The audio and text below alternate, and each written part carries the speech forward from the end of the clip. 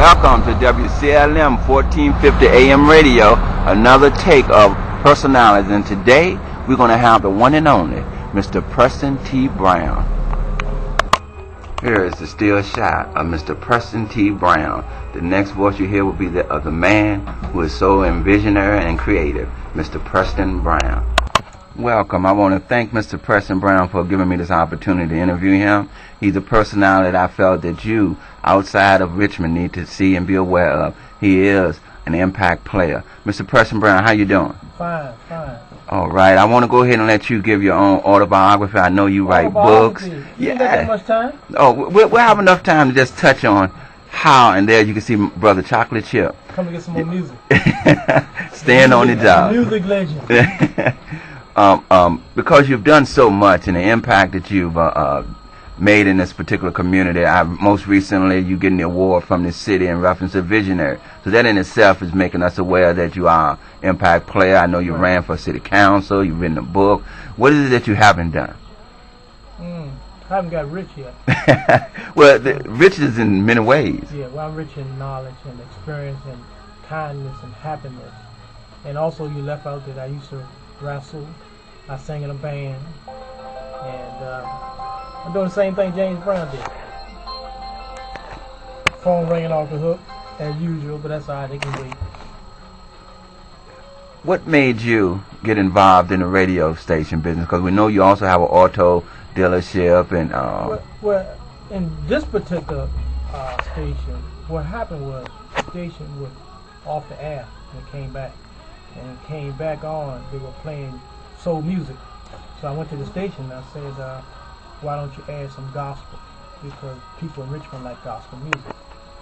And they didn't want to do it in the beginning. So I offered to buy Sunday and play gospel music.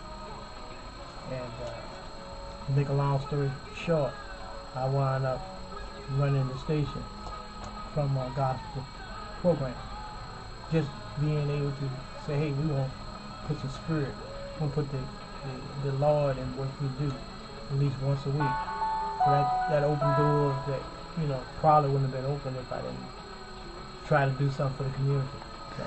You get a lot of accolade from the community and how you allow the community to come in and get information out to help empower the community. What is your drive behind that motivation? Well, it's a duty. We all have a duty to do what we can to make life better for everybody. And then part of having a radio station is it's supposed to be a community-based station where you're supposed to serve the community. Most of them don't, but I believe in having an open door policy and allowing everybody the freedom of speech. And being that black folks, in particular, don't have a voice, either in the community or in politics or just a voice at large. This is our only outlet. Back in the 60s, radio was the only outlet for the black race. If something was going on in the community or something was going to happen, you turn your radio on to find out what was happening. Those days are gone until we brought it back. And with the new technology, of course, you being on World Wide Web, WCLMradioonline.com, has that really expanded you? Because I noticed on your talk shows you get calls from all over the United States. That expanded, and then people are emailing and calling and say, this is the best radio station I heard in the country. There's nothing like it, which is the truth. And not only that, with the newspaper, we have a newspaper that we're not afraid to write the truth. And that just opened the doors for everybody. And I noticed on this station, too, you have a lot of the politicians, since we were speaking of newspaper and the truth. You have politicians that do come through to reach out to your particular community. And it's a question that you've always raised that has always stayed with me, and that is that why do we elect officials and then they get there and do something different? Right. Well, what I did with the politicians, they were coming in not to be a voice in the community. They were coming in to steal our votes. They would come during election time and make all kinds of promises. Then you don't see them anymore.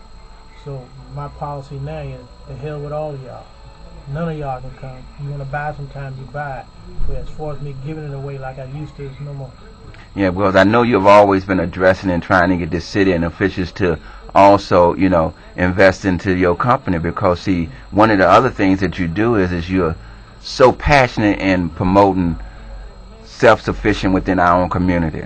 Well, and then on top of that, some of the reason why a lot of the politicians don't come back is because they lie and they make decisions that hurt the community, and they don't want to be put on the spot where they'll be questioned on why they made that decision or passed that bill.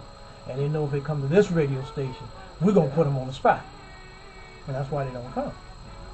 Because they scared and they lie to people. And it's a shame anytime that we have to elect officials, not just in our city, but all over the country. And then there's a question about their character once they get elected. Will they tell the truth? And then there's a question about their character. And that's a shame. Do you like the idea of the premises is that the legislative work for us? So should we not? Back that up. They don't work for us. What? They work for them. They should work for us, but right. Underneath that premise, shouldn't we then write our own job requirements, and instead of them coming telling us what they're going to do, that we position ourselves to state that this is what our community needs? Now, can you support this? Isn't that a better way of doing it versus them telling us? Well, see what happens with politicians, they tell us instead of us telling them. And one of the downfalls with being an elected official, most of the qualification are maybe 125 people sign your petition. For the governor or bigger position is more people have to sign your petition, but in a local race, you get 125 people. You qualify. They don't ask you if you're a criminal or anything about your character. You got enough signatures, you can run. But you go for a job, they want to know your background, where you come from, where you've been, what kind of degrees you got. They ask you more about getting a job or either getting a credit card than they do when you run for office. And in closing out on this first stage interview, and I'm going to be honored to have additional with you, what some of the things you see in the city that you think could make the community better, that we the people can do?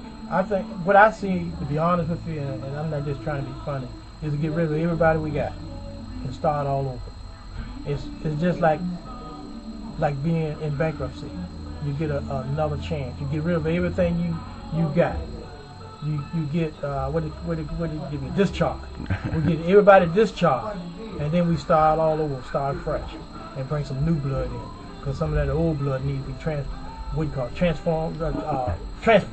Transfusion. So we need to get rid of everybody we got and start all over again. And I want to close out on what is your thought on President Barack Hussein Obama? Well, I voted for Obama. I think he's doing a great job, and I think everybody that voted for him should stand up and stand behind him now, because they'll pick him to death. Everything he do, they pick.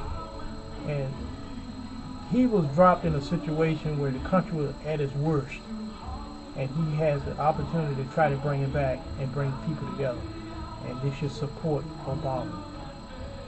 I want to thank you, Mr. Brown, because I do also know that you are sponsoring a health care rally that's about to happen to help support President Obama. So we will again want to thank you for all that you do for this community, and again we want to say continue to bless us, and we need to bless you. That's a ripoff, and that's hurting the economy, and people are dying in the hospitals, people are dying at home because they can't get medication, and a lot of reasons we need medication because the food is all screwed up. They put all these chemicals in the food to make you sick. Then they give you medicines that help one problem and cause another problem.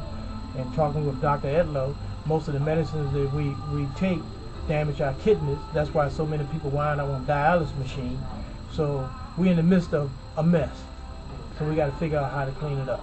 So we need you to stay tuned to WCLM 1450 AM radio, and don't forget to go on the internet, worldwide, which will be www.WCLMradioonline.com, and continue to keep in contact with the heartbeat of the city of Richmond. Thank you, Mr. Brown. And they call me the mouth of the South. If I smell it, I'm going to tell it.